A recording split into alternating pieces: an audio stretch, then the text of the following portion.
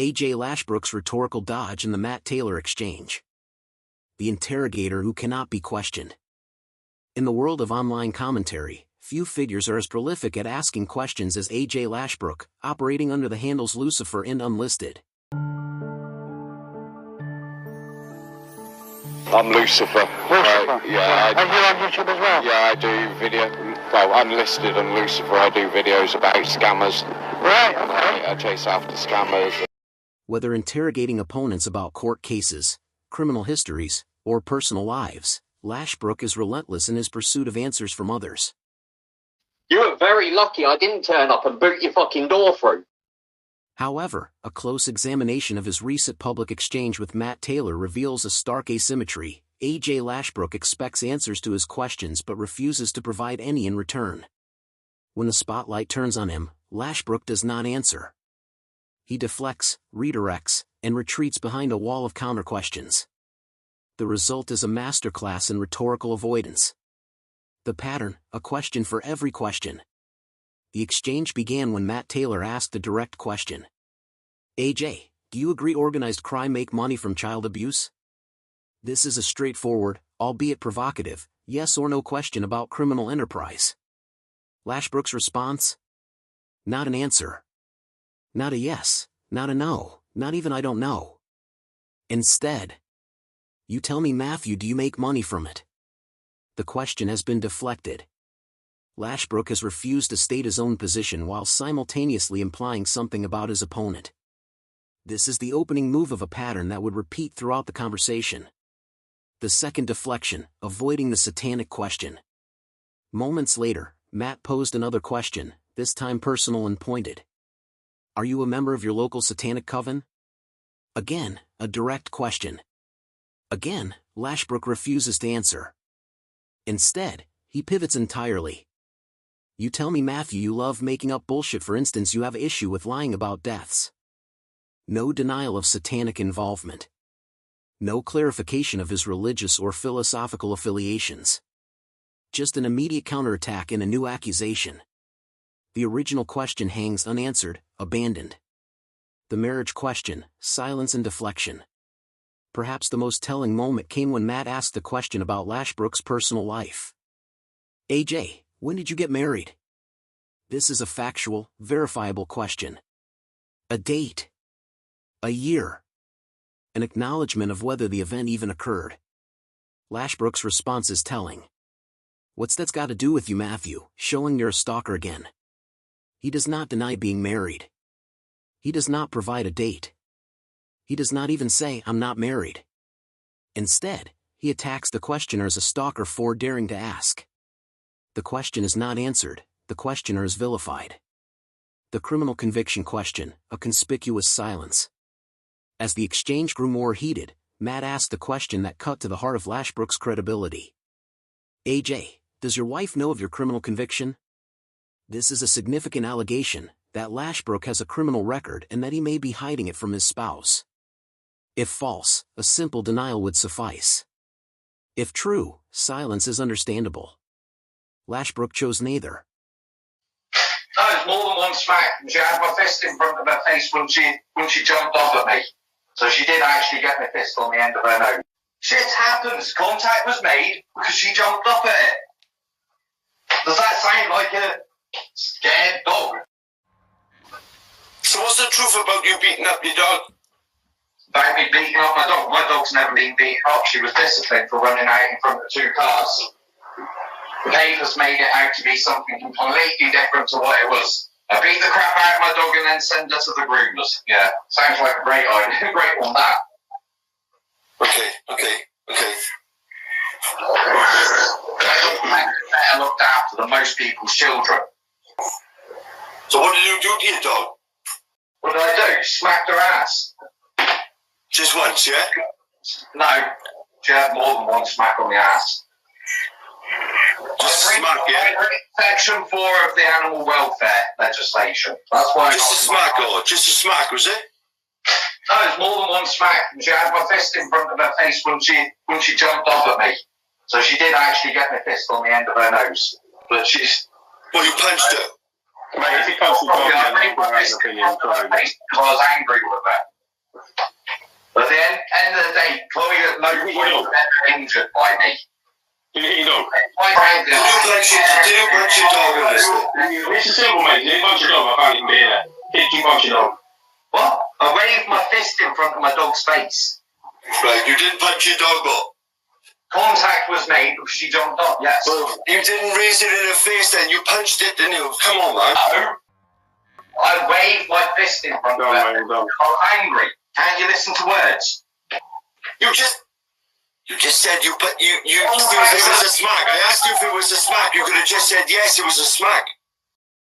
Shit happens. Contact was made because she jumped up at it. Does that sound like a scared dog? Funny, isn't it? The courts actually I tried showing a video of my dog in the courts on the way she reacted. The court's response, how do we know it's your dog? RSPCA, not once have they ever asked to see my dog. No evidence to support anything the media has claimed has ever been provided.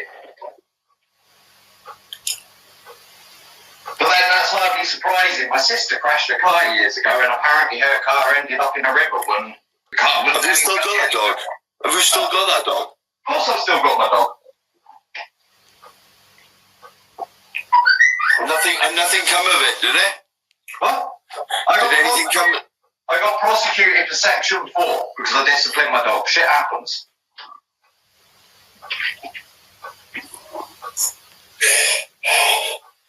So you learned not to do it in public now, yeah?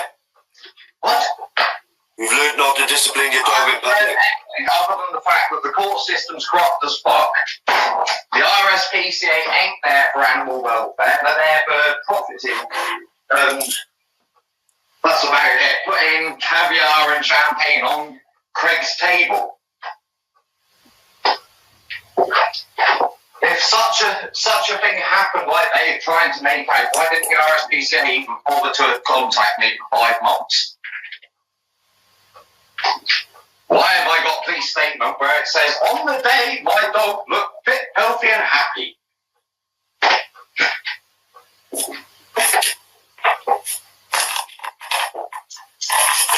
Why can't they even get the breed of my dog right? Or my name? How long ago was this, enlisted? A couple of years ago. You see, reality and what the media put out are two very different things. His response was not an answer but a counter-question about Matt's imaginary girlfriend.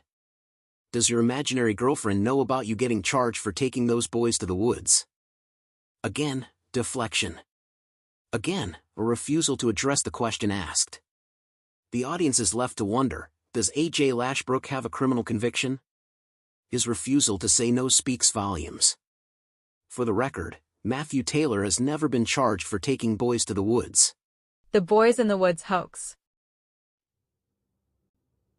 The Boys in the Woods hoax involved 3 teenage boys who falsely claimed to have been taken into the woods to have sex with after being shown videos of babies being beheaded by a father of a pupil they went to school with.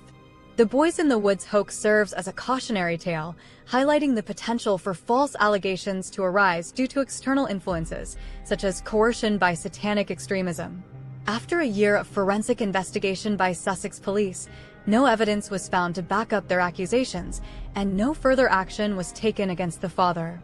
Believed to have been manipulated into making false claims by a well-known Satanist called James Hind, not his real name, who had previously offered £300 to any member of the public to start legal proceedings against the father, underscores the need for thorough investigation and critical assessment of allegations before drawing conclusions. Moreover, historical instances like the elite parliamentary pedophile rings in the noughties demonstrate how baseless conspiracy theories and moral panics can lead to unfounded accusations and widespread fear. These events emphasize the importance of approaching claims of abuse with skepticism and subjecting them to rigorous scrutiny to separate fact from fiction. While it is crucial to take all allegations of abuse seriously, it is equally important to recognize the complexities involved in assessing the credibility of such claims, especially when they involve children. The Emily question, pretending ignorance. Matt referenced a specific individual in his next question. Once again AJ, so-called scammer buster, spreading false information. But then again, only a few weeks ago he was accusing Justin and I of raping Emily. Totally terrible, unwanted and unacceptable. Lashbrook responded with a question that appeared to feign ignorance. Who's Emily Matthew? And not only that, whilst he was in Brighton with Matthew Taylor, he went out to Brighton Pier with Matthew Taylor and told children to get naked for him. And to make things even worse for Pomeroy, a lady who had been abused by her partner turned up at Matthew Taylor's door while Pomeroy was there. And Matthew Taylor and Pomeroy sexually abused the lady.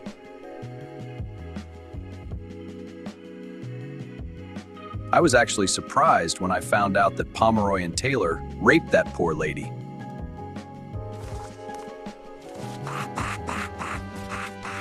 Whether genuine or strategic, this question does not answer Matt's implied accusation. It asks for clarification while avoiding any acknowledgement of whether the original accusation was made. It is a stall, not a response. The threat question, silence in the face of accusation. After Lashbrook made statements that Matt interpreted as threats, what you need is a good hiding. Don't worry Matthew, it will happen soon. Matt asked a disturbing question. AJ, do you get hard on when you threaten people? AJ, do you agree organized crime make money from child abuse? You tell me, Matthew, do you make money from it? Pervert and throw back the question, how very satanic. You tell me, Matthew, you love making up bullshit, like lying about deaths. You need is a good hitting AJ showing himself to be a bully thug. Don't worry, Matthew, it will happen soon. It is a crude question, but it is a question nonetheless. Lashbrook's response is notable for what it does not contain any answer whatsoever. What threat, Matthew? He disputes the premise that a threat was made, but does not answer the question about his emotional or physiological response to threatening others. The original question is ignored entirely. The SPO question, Lashbrook asks, but will he answer? Toward the end of the exchange, Lashbrook turned the tables and began asking questions of his own, something he is clearly comfortable with. Matthew, have you still got electronics being monitored as shown as a requirement on the interim SPO you put up on social media against you? Why do you get put on SPOs so often, Matthew? Is it because the BBC was correct about you? These are detailed, specific questions about Matt's legal status, which Matt did not respond to, but the hypocrisy is evident. Lashbrook demands transparency from others while offering none of his own. Analysis, the hypocrisy of the professional questioner. AJ Lashbrook positions himself as an investigator, a scammer buster, a man who demands answers from others. He asks about court cases, about electronics monitoring, about parenting, about criminal histories. He expects responses. Yet when the questions turn to him, his beliefs, his marriage, his criminal record, his psychological state, he offers nothing but deflection, counter-questions, and personal attacks. This is not a debate. This is not an inquiry. This is a rhetorical shield designed to protect Lashbrook from the very scrutiny he imposes on others. In the world of online commentary, credibility depends on reciprocity. One cannot demand answers while refusing to give them. One cannot interrogate others while claiming immunity from interrogation. AJ Lashbrook may be a skilled questioner. But based on this exchange, he is a terrible answerer. And that silence, as the saying goes, is deafening. I need to issue a privacy complaint straight away. You got a lot to ask, don't you, AJ? Fingers flying on the keyboard every day. You want to know about court dates. You want to know about the law. You want to know who's watching who and what they saw. You want the truth from everyone. You want them on the rack. But when someone turns the mic on you, you don't answer back.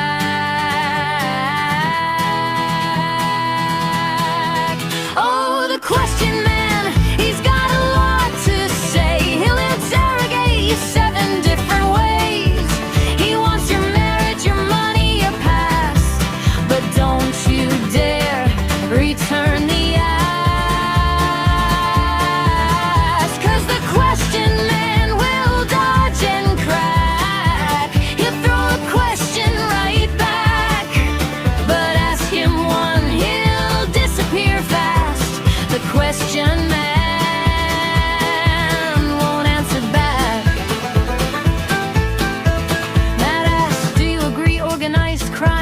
makes money from the kids. AJ said, you tell me, Matt, what is it that you did? Not a yes, not a no, not an I don't know. Just a spin, just a show, just a look over there, go. Then came, are you satanic? Easy, that one's free. But AJ just screamed, you make up death, and ran behind a tree.